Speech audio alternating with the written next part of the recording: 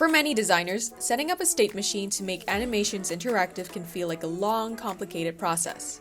You have to create inputs, define transitions, and make sure every interaction works just right. It takes time. Imagine if you could do this in half the time. With the latest update in Lottie Creator, you can now build fully functional state machines, complete with inputs, transitions, and interactions in just a few seconds. Let's take a look at how it works. Here's the animation I'll be using. A simple toggle button. When the user clicks on monthly or annual, the toggle switches between the two. And when free is selected, it switches back. Pretty straightforward. I've already set up the animation segments for these states.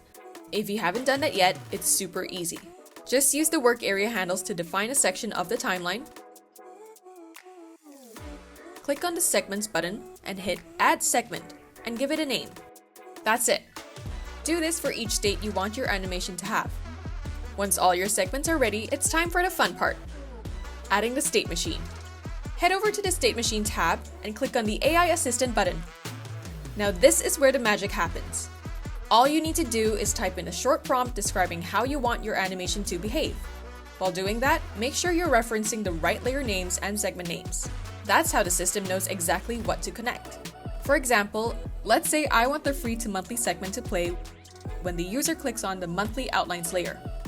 I'll simply describe that in my prompt, making sure both the layer and the segment names are correct. Once you're happy with your prompt, just hit enter.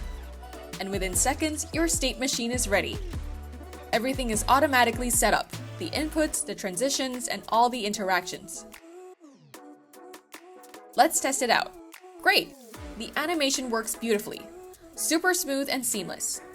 With our animation fully interactive, we're ready for the final step: exporting the state machine for handoff. Click on the Export button and save it to your LottieFiles workspace.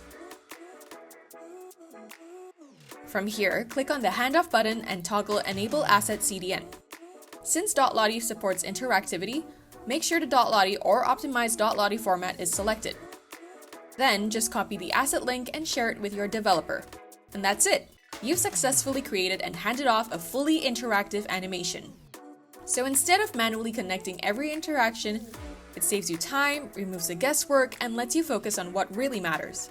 If you'd like to dive deeper into how state machines work and how to get the most out of them, check out our State Machine series. Links in description.